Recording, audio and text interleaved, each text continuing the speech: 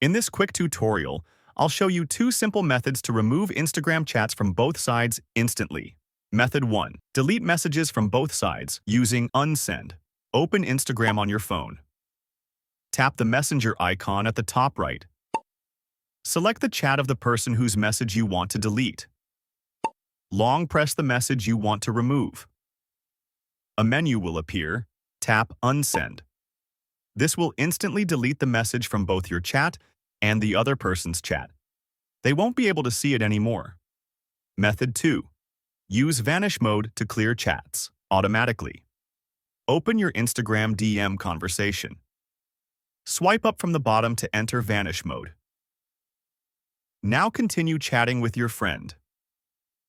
When you're done, swipe up again to turn off vanish mode. Once you exit vanish mode, all messages sent while it was active will disappear from both sides. And that's it. Now you know how to delete Instagram chats from both sides permanently using both the Unsend option and vanish mode. If this video helped you, don't forget to like, share, and subscribe for more helpful tutorials. Thanks for watching.